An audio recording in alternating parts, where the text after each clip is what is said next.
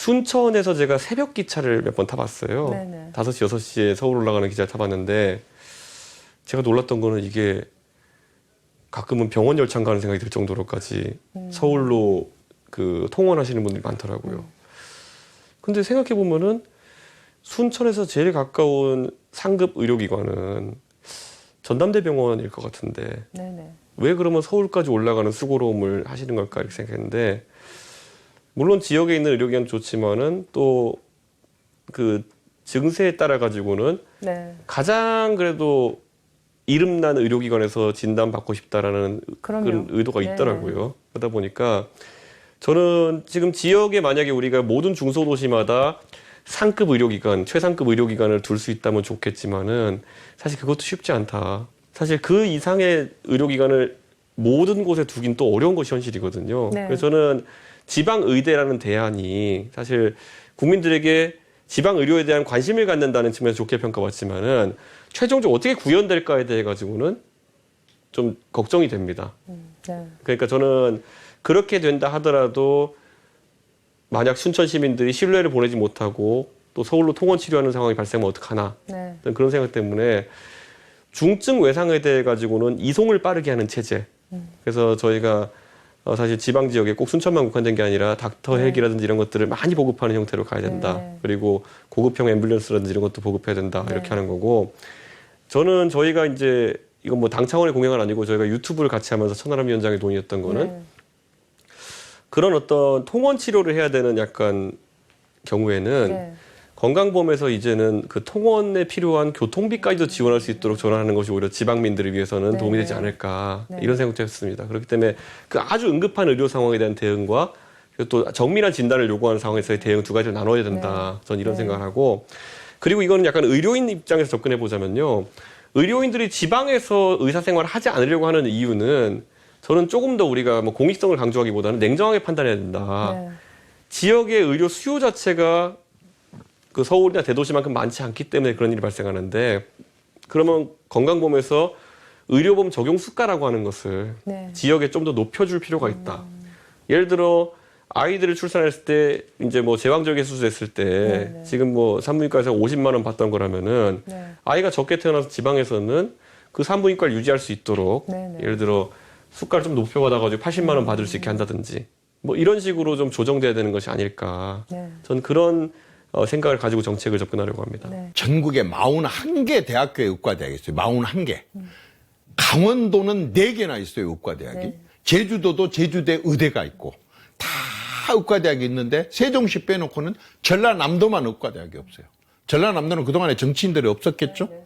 어떻게 대통령이 배출하고 그 많은 의원들이 있었는데 자기 지역에 국민들의 가장 중요한 생명을 지키는 의과대학 하나도 못 갖다 놨다는 게 부끄러운 줄 알아야 됩니다. 그런데 이것을 지금 와가지고 이제 순천대학교하고 목포대학교 서로 가져오려고 네. 해요.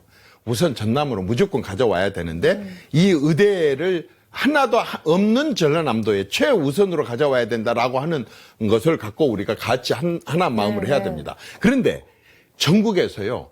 경남은 창원대학교가, 충청도는 공주대학교가, 경상북도는 안동대학교가, 서울은 서울시립대학교가, 인천은 인천대학교가 대학교라고 생긴 데는 다 의과대학을 달라고 해요. 그러니까 정부 입장에서 굉장히 곤란하죠. 다 그쪽도 국회의원들이 있으니까. 그런데 아까 첫 번째로는 전남으로 가져와야 되고 만약 이걸 못 가져온다고 한다면 전국에 하나밖에 없는 대학교를 만들어야 됩니다. 그게 뭐냐? 육해공군 사관학교나 경찰대학교처럼 공공의료 분야에서 일을 할 수 있는 의사와 간호사들을 국비로 양성을 하는 거예요. 국비로. 심지어는 학교 다니면서 활동비까지 줘가면서 국비로 양성을 해갖고 의사가 되면 10년 동안 이런 분야, 예를 들어서 군의관으로, 아니면은 완전 보건소장으로, 아니면은 그 원호 보훈병원에서 근무할 수 있도록, 산재병원에서 근무할 수 있도록 이런 공공의료 인력을 국비로 양성을 하는 그 공공의과대학과 부속병원을 전라남도로 가져오게 하는 이 투 트랙으로 가가지고 둘 중에 하나 가장 가능하고 가장 빨리 될 수 있는 방향으로 가야 된다. 실제로 해남안도 진도를 가더라도 대형 병원들이 의사를 구하지 못합니다. 제 조카들도 저희 집도 다 의사가 많은데 참 이상해요. 서울에서 수원, 인천만 가도 연봉이 한 3천만 원, 5천만 원 많아요. 네. 그런데 안 가요. 그런데 항차 해남안도 진도까지 오겠느냐 이런 문제가 생기는데 의대 정원은 반드시 늘려야 된다. 네. 그렇지만 저는 그 지방 출신들을 티오를 줘서 광주 전남이면 전남대학교, 조선대학교는 특별한 티오를 줘서 그 사람들이 여기서 개업을 하고 또 의료 활동을 할 수 있도록 해야 된다. 제가 목포대학교 약학대학을 유치해서 지금 잘 되고 있어요. 근데 보면은 실제로 목포 전남 출신들이 거의 없어요. 그러니까 의과대학이나 약학대학이나 이러한 특수대학들은 전국화돼 가지고 우리 고향 의료진 확보가 어려운데 그러한 것을 해결하면서 의과대학이 생겨야 된다. 저는 그렇게 봅니다. 예, 목포대학과 순천대학의 경쟁이 치열하지요. 제가 전남지사로 있을 때도 국립 그 대학, 의과대학 문제가 나오면 이 두 대학의 총장님께 똑같은 시간에 똑같은 문자 이렇게 두 사람한테 동시에 보내는 거 있지 않습니까? 네네. 그렇게 했어요.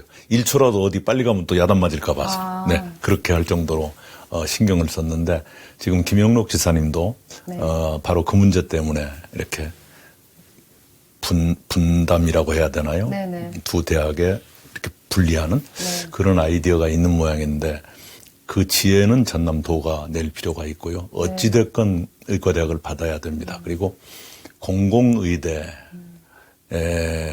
하고 국립대학교 의대 이것을 어떻게 조화해서 할 것인가 이걸 한번 연구해 봤으면 좋겠어요. 무슨 얘기냐 그러면 도시보다는 시골, 지방이 출생률이 더 높거든요. 네네. 높은데 산부인과도 없고 소아과도 없어요. 아이가 더 많이 태어나는 곳에 산부인과도 없고 소아과도 없습니다. 그건 잘못이지요. 그러면 그 출산율 제고를 포기한 거나 다름없지 않습니까?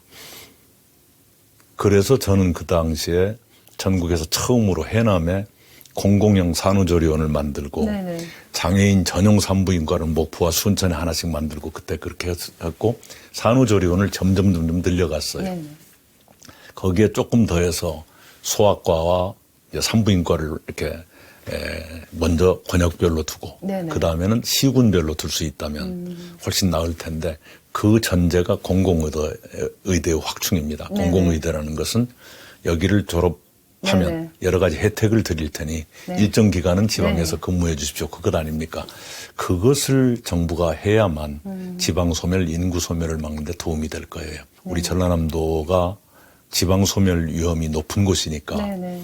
이 국립의대, 국립대학교 의과대학 유치 경쟁과 동시에 공공의대라는 카드를 또 하나 가지고 덤비면 어떨까 싶어요. 입학 정원을 늘린다는 게 중앙정부의 입장이니까 네.